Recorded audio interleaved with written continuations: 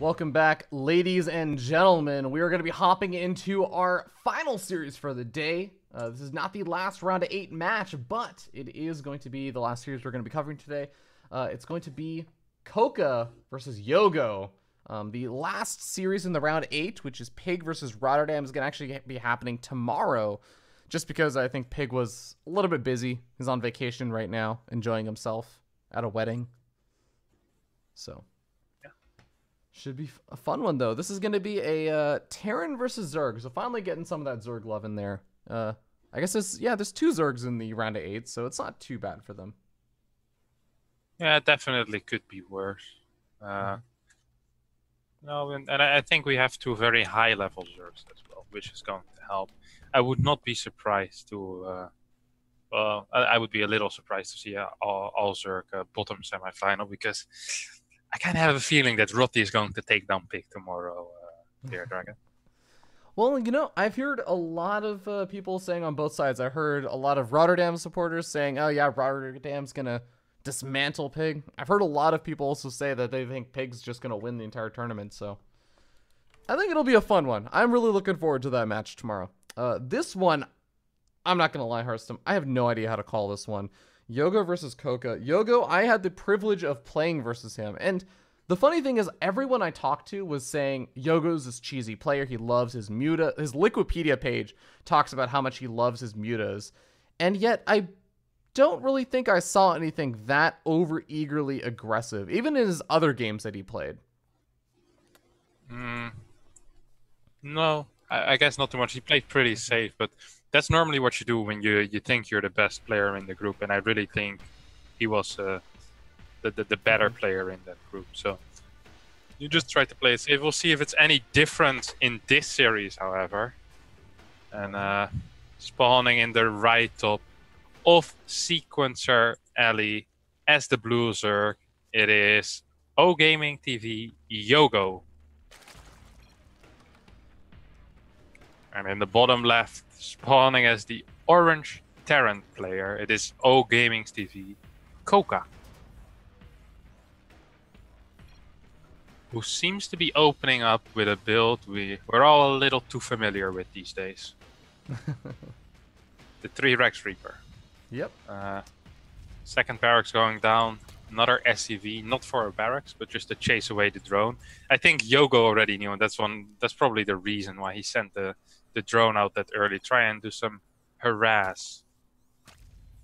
You know, I actually don't feel like I've seen more than 4 or 5 games on Sequencer and TVZ in the past 2 to 3 months that haven't just been 3 Rex Reaper.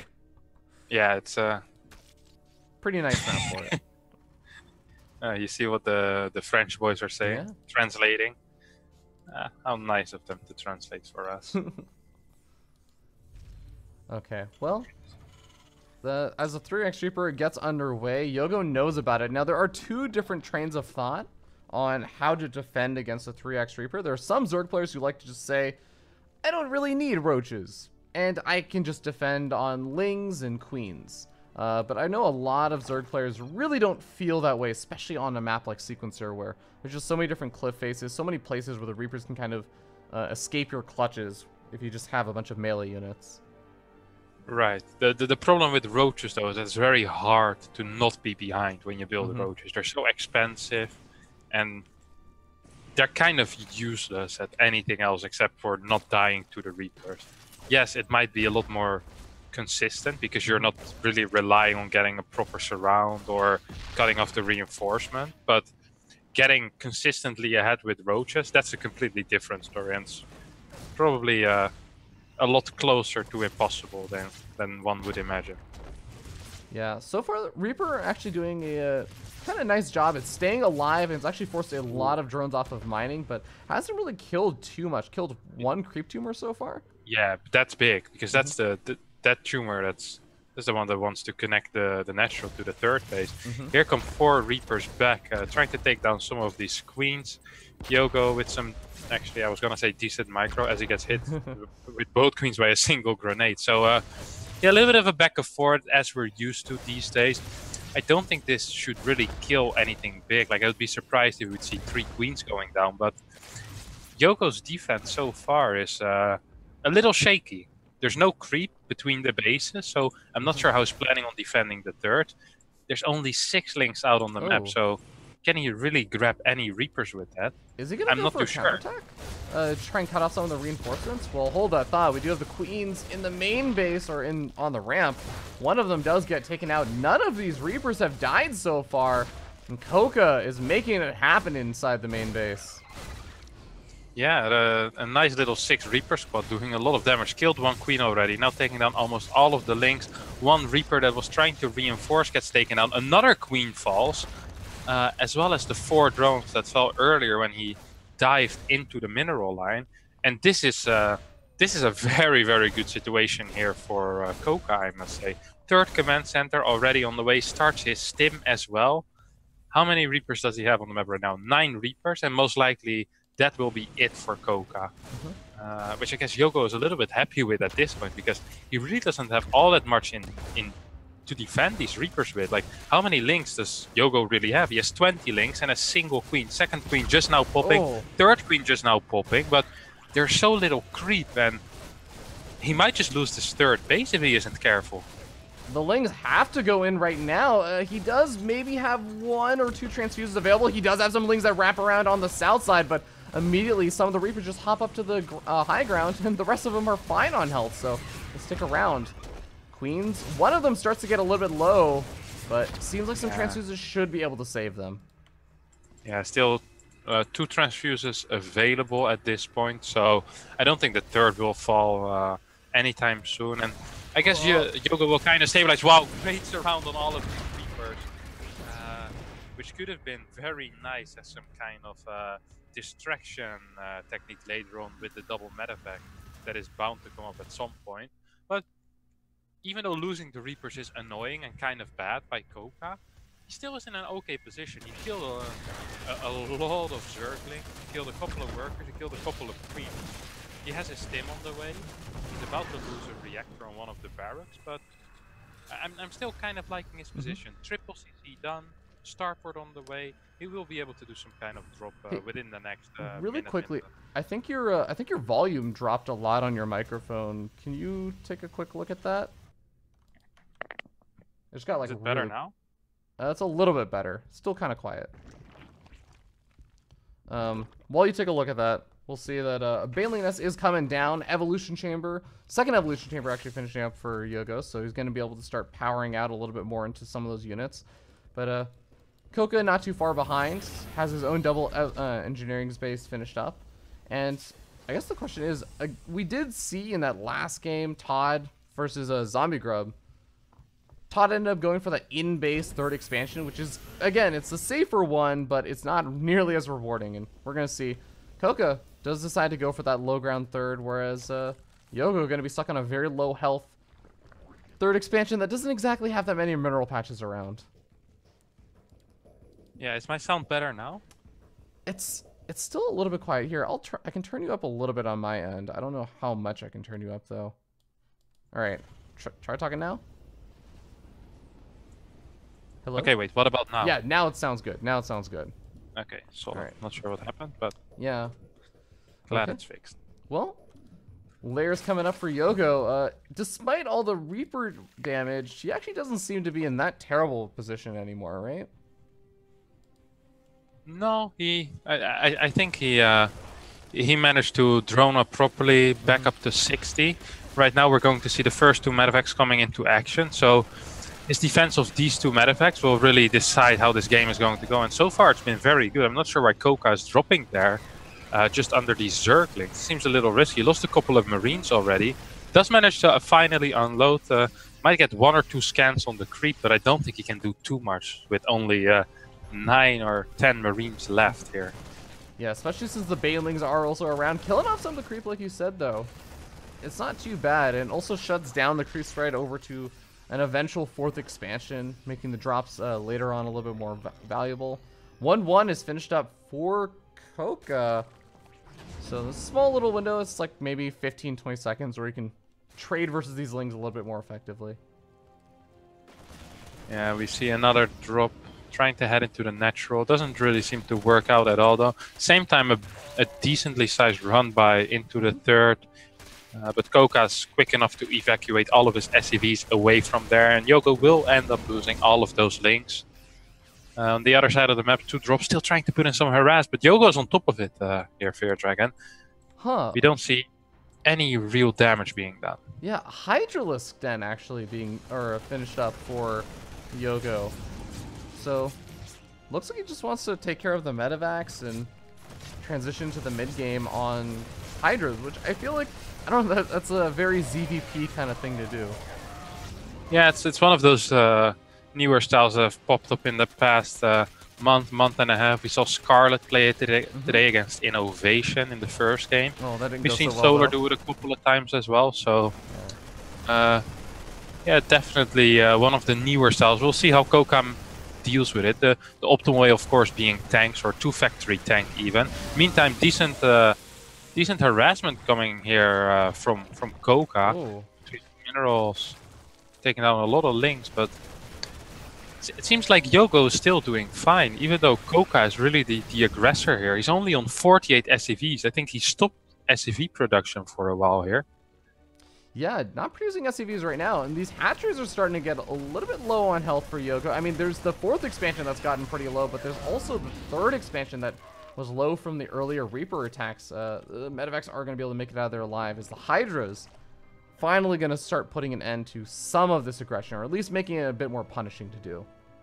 Yeah, but I'm not liking Koka's position at all this time around. He needs to do a lot of damage with this 2-2 push, but he can't even really establish a location to fight in. He loses one, probably going to lose a second medevac here, unloading in the face of danger, but that's not going to work. Second medevac goes down, and this might actually just be the end of Koka's 2-2 push. He's down 50 supply, and with that push, this might just end his life in game number 1 of the EsportsEarnings Invitational.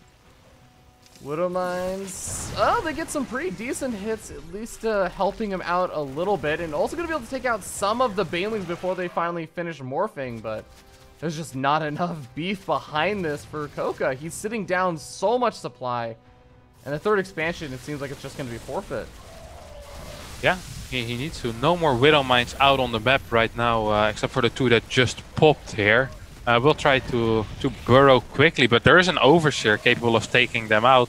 Widow Mines won't even shoot right now. YoGo is doubling the supply, knocking on Heaven's door, or well, on Koka's door in this case. And I'm not sure if Koka is too happy with the visitor that's presenting himself. Knock knock, who's there? 12 Hydra shooting your Liberator. Ooh. Yeah, and this isn't GG. YoGo, yeah, gonna be taking game number 1 in this best of 5. Now, Harstem, what do you feel like really went wrong that game for Koka? Because it felt like he was putting on a lot of drop pressure, and not all of the trades were all that great for him, but I felt like some of them weren't too bad. Yeah, it felt like he was just losing too many Marines in those drops, and he wasn't producing SCVs continuously. He was only on 46 SCVs when YoGo was on 65, and he just stayed on the same number of SCVs. I'm not exactly sure why. He didn't really start a 4th command center either, so he felt very, very invested into that 2-2 push, and when that push didn't even really manage to materialize in any kind of way, the game just ended. Yeah. Okay, well, we hop into game number 3. It's going to be played on, let's see, Ascension to Ire. So speaking of knocking on Heaven's door. Okay, well, get ready to hop into it and introduce the players as we spawn up here in the top left-hand corner of the map. Top of, whoops, let me get the score correct.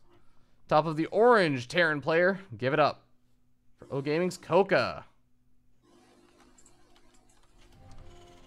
And his opponent is flying down here on the bottom right-hand corner of the map. We have the blue Zerg player. Give it up for YoGo.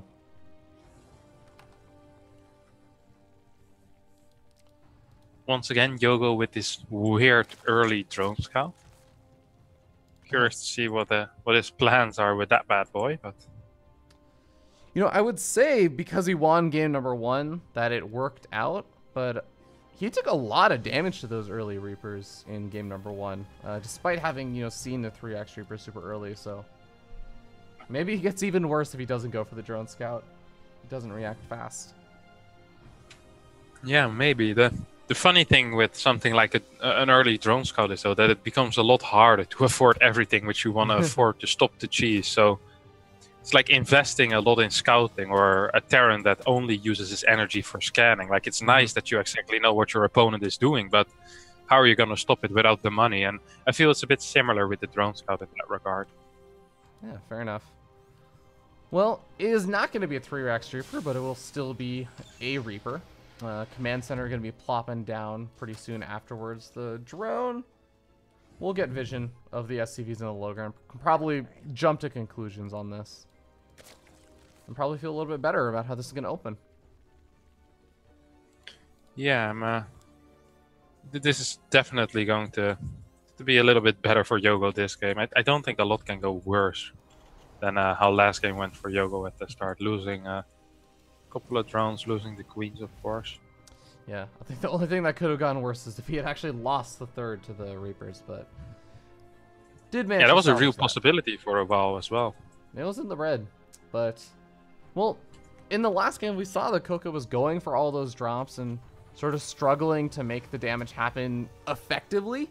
He was trading out units and he was getting damage done, but again, it was at the cost of his own Marines. It was the cost of his medevacs, and we'll see if he can, or if he's going to try and continue that sort of aggressive style and continuously dropping, or if he's going to try and change it up a little bit.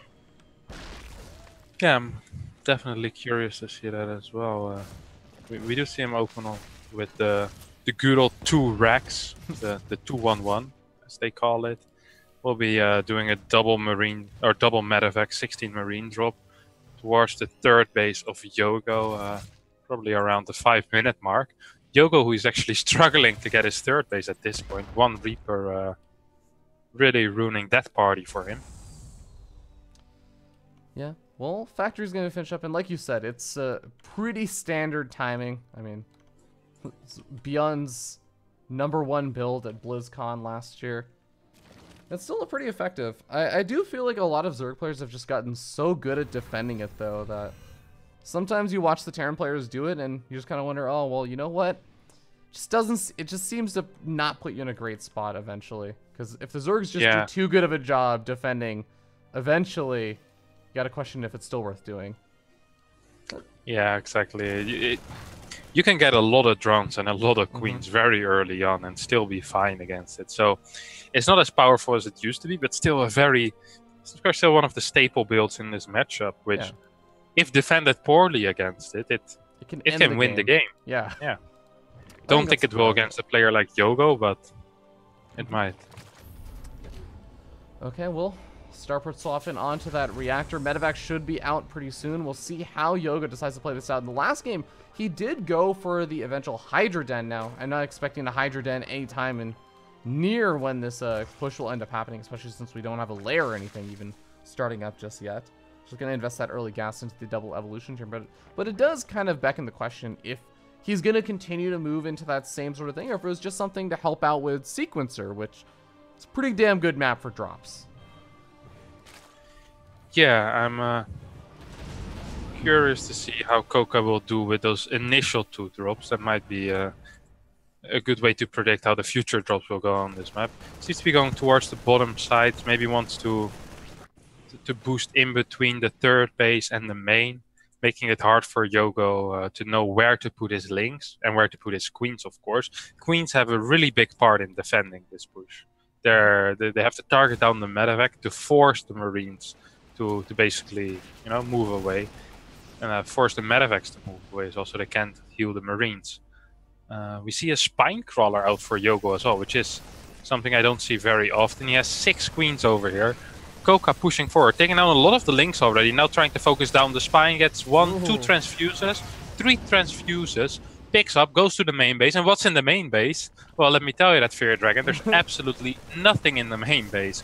A couple of links trying to make their way over there right now. There is a Spore, which might be able to delay this a little bit.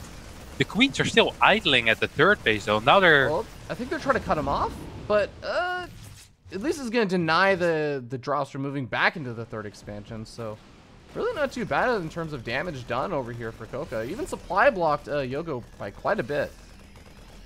Yeah, he didn't really do a lot of damage though. It cost YoGo a lot of APM. He had to build a couple of links, but YoGo didn't really lose anything except for energy on the queens, and his creep threat is decent, I would say. He has a nice little force. His upgrades are faster, and his economy is good as well. So I feel like if we look at the totality of things, YoGo's in a good position, especially because Koka is trying to do a 5 Rex push. He didn't build a third CC. He's going to do a 1-1 push, and he's going to need to do a lot of damage with it. Seems like he's adding in Hellions as well, so those are most likely going to be turned into Hellbats with this 1-1 push. That could definitely be effective, especially considering these queens keep using a lot of their transfuse energy, trying to save the spine crawler and such. It looks like they're finally starting to build up some energy and also start getting that creep thread going. But yeah, the drops on the north side also not really finding a whole lot of luck. There are a couple of banelings being morphed in as well, so YoGo's going to have potentially easier and easier time defending this until the Hellbats or the Liberators start getting added into the mix. But more Marines end up dying, and Koka's on an all-out retreat right now back to the Hellions. You know what the great thing is about energy, Fear Dragon? It comes back for free. It's free, and it comes back at a constant rate as well. So he does have a lot of transfuses ready right now. Starts 2 spine crawlers as he sees this push hit. Does he have Baneling speed yet? The answer is no. He does have a decent amount of creep. A couple of Banelings already connecting with those Hellions who didn't turn into Hellbats actually. There doesn't have an armory for that. Liberator trying to siege up, and there's so many Banelings here. Fear Dragon targets down the Liberator, and those Banelings should be able to clean up the majority of the Marines. Decent splits actually coming in from Koka, targeting down 1 spine crawler, but it's not going to be enough. He loses all of the Marines. He loses every single medevac, except for the one that just managed to fly away. Yeah, you know, Koka did a great job avoiding the Banelings, but unfortunately the medevacs just so detached from the Marines, they all end up dying to the Queens, and at the end of the day, the Marines cannot hold their own without a little bit of healing potential, allowing them to continuously stem up. So, like you said, YoGo ends up holding, and now YoGo's finished up his own 1-1. He gets started on 2-2 before his opponent, because as you mentioned before, the armory was never built until just now. So with no third expansion, what does Koka even do? He has to end the game, surely, with this next push, right? Or at least do some damage with a third. Yeah, he really needs to do some damage. There's 58 drones right now on the map for YoGo. He's had more income for the past 2-3 minutes, I want to say. And the medevac count is terrible for Koka. He only has 2 on the map right now, 2 more being produced, but that's not really the position you want to be in. We see a 4th base at an extraordinary location here for YoGo. Well, that's just... I guess, you know, all the pushes have been through the center so far, so maybe he just wants to try and take something that's not just going to immediately get pushed into. Well, I feel like building it inside your creep would be a little bit better. Actually, wait a second. Yeah. Just occurred to me, he's skipped a base. Okay. Yeah, he skipped a base. Wow, actually, this is a very bad position here, but the transfuse managed to save a lot of those queens. So in the end, didn't actually turn out bad for YoGo at all. Manages to target down both of the medevacs once again. And Koka loses all of his Marines, so this push really didn't do anything. In the meantime, a big drop on the top side on this weirdly located 4th base takes down 7 workers and is going to be able to force a cancel on that base. So that was a move that Koka needed. The move that he just did was definitely one that can get him back into this. Yeah, killing off the 4th expansion and also cleaning up so much of the creeps is going to make it harder to defend an eventual 4th expansion. Another expansion going down in a more reasonable location this time. YoGo will be able to, at least for now, get that up safely. While Koka establishes his own 3rd expansion, has to deal with an annoying Ling, but does get there. The big question is, what are these mutas going to be doing in this game? Because the Spire recently finished up. Yeah, and there's 8 mutas on the way. Curious what YoGo's plan are with these mutas. Maybe he just wants to use them to to stop the drops, but if he wants to use them for harass, there's not a single turret on the map right now. Koka probably still thinking about the last game where he did see the Hydras. Ling run by being set up by YoGo, trying to get into the natural, but that won't work. Needs to pull back those Lings. Tries to take down a couple of Marines, doesn't really work out all that well for him either. Yeah, fourth expansion was attempted to be dropped. Koka not actually accomplishing a whole lot there. Loses the most of the medevacs, gets out alive with 1 Marine and 1 medevac, but Koka really cannot afford to be sacrificing some of his supply right now. He's in a bit of danger, I would say. Yeah, a couple of bailing bombs in the middle of the map. That's the only location they're at for now. The problem for Koka is if this push won't work out for him, it's going to be very difficult to retreat as those Mutalisks are out on the map. 34, oh, there's actually a couple of burrowed lings inside the natural expansion, but 34 banelings on the way. Not quite finished up just yet, but oh, the 6 banelings that are out actually get some okay hits, buying some time and setting off those Widow Mines. Yeah, one more Widow Mine shot, taking down a single Muta, damaging a couple of others. Won't be able to actually catch up with those medevacs though, or oh, he will, because Koka decides to drop. Not too sure if that's the correct decision here, as those Mutas will be able to target down the medevacs once the banelings start rolling in. YoGo looking at a 20 supply, well 30 supply lead at this moment, takes down another full medevac, so increasing his supply lead. And now the banelings are running in. What does Koka really still have left? There's 1 mine burrowed there, decent hit, takes down a couple of banelings, but his army is pretty much decimated at this point. Harstem, there's a baneling per Marine. No, there's actually 3 banelings per Marine, and I agree. I don't think there's much that you can do against that. All of the medevacs except for that one just barely surviving. The 3rd expansion is going to get absolutely ravaged. And the banelings just decided to go in on the... Okay, well, it gets some of the SCVs, but also killing off the commentator. We're getting very low. These Widow Mines, gotta be a little bit careful about them, since really most of the army has been taken out for YoGo besides these Mutas. But he gets the 3rd expansion. He's done the damage he needs to. Yeah, he really has done the damage, and with the main being mined out and the naturally practically mined out, there's about 700 minerals or 800 minerals left in total on a natural base. The income for Koka is just absolutely awful. Transferring his SCVs from the main to the 3rd now, as well as flying that orbital command, but he's still going to be a single base economy against YoGo, who is on a 3-base economy. It's looking pretty grim. There's an infestation pit on the way. At least Koka did, during the midst of all of that, find the resources to invest in 3-3, but 3-3 is going to be coming a little bit too late for this push. As the Mutas start to charge on in, Baneling's looking for the connections. The Widow Mines, maybe the only potential saving grace here, but no, none of them get the connections they need. GG gets called, and YoGo goes up 2-0 in this best-of-5 series. Yeah. And some impressive play by him, as well as mixing up his styles. First game, of course, with the Hydra Bane. Second game with the Mutalisk Ling Bane. A bit of a more old-school style, which he used there. So, yeah, props to YoGo for taking the first 2 games, but he still needs to win 1 more game to take home the series and make it into the semifinals, which will be played tomorrow, of course. For the people who are not aware, tomorrow we will be playing 1 more quarterfinal between Rotterdam and Pig, and after that we'll be going into the 2 semifinals. The first one, which will be Artosis against Stott, and the second one, well, the winner of this series against the winner of Rotterdam against Pig.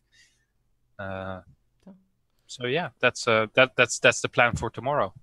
Okay, well, I want to remind you guys also, you can check out those shirts on Match Arena if you're looking for something to do during those 5-minute breaks between the series. There are all kinds of awesome things, and of course, you can also just contribute to the prize pool. We're up to $5,277, which is actually a pretty freaking phenomenal.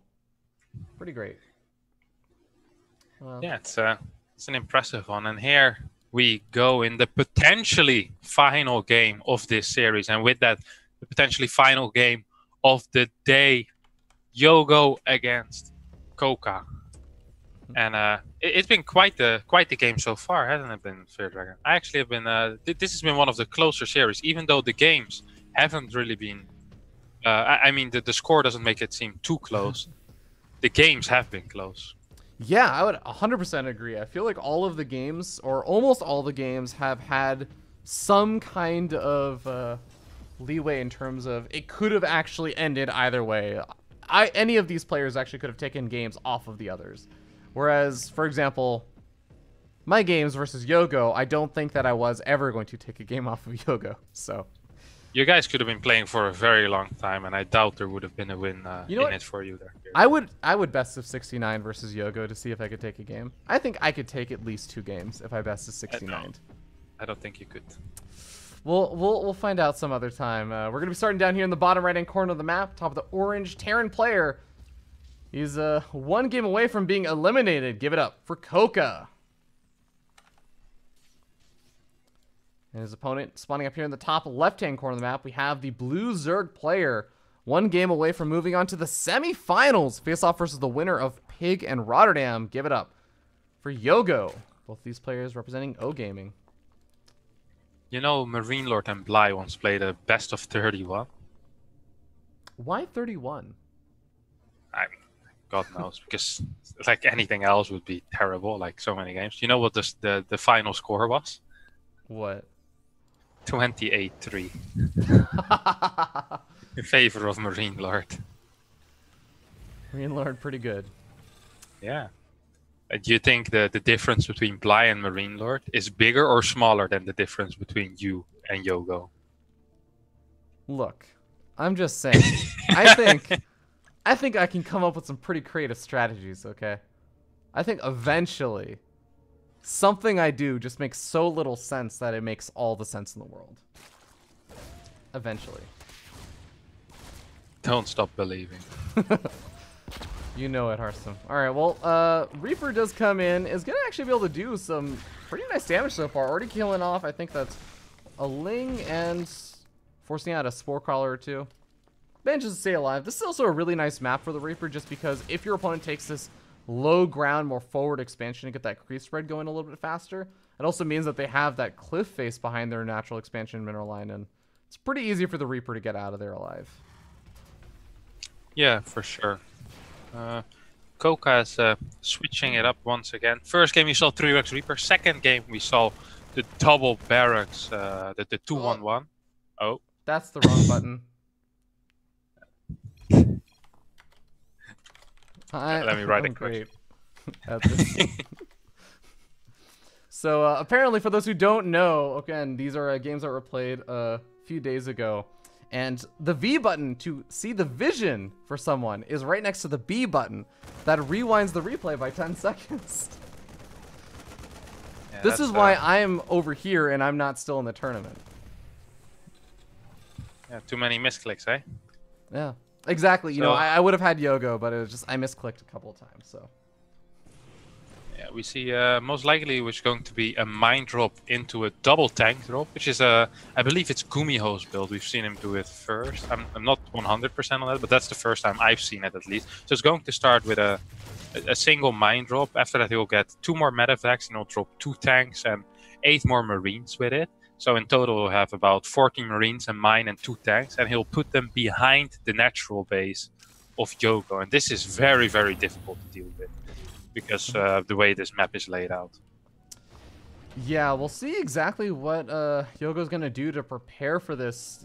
Just having advanced knowledge that it's coming can help you situate your units, get some Lings down on the low ground a little bit earlier on to try and intercept them, but Reaper is actually going to pull at least some of the Queens over and keep them in the main base. The Reaper does get taken out, but, well, actually the mine drop is going to head to the main base. Well, I guess it might head to the low ground expansion.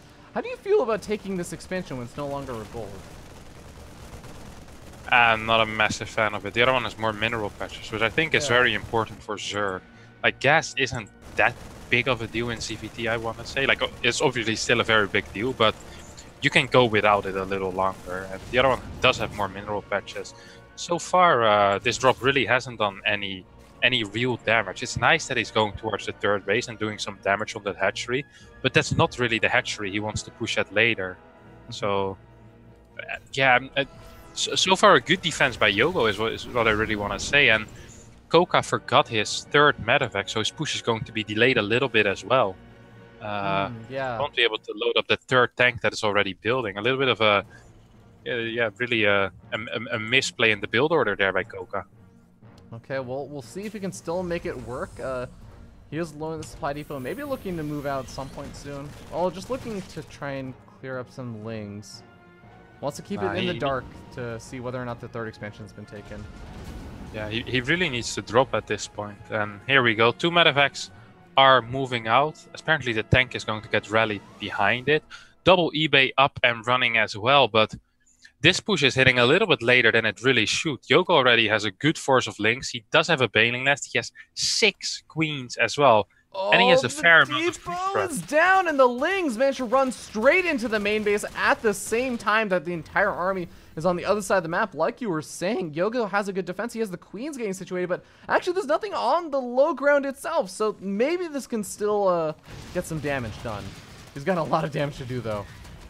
Yeah, he's losing 11. He's losing everything in his main base. I don't think doing a lot of damage is enough. He needs to magically kill 3 hatcheries at this point to have any chance in this game. And that's going to be very, very rough, as YoGo also has a decent amount of units at home. 5 banelings, about, 40 to 30 lings.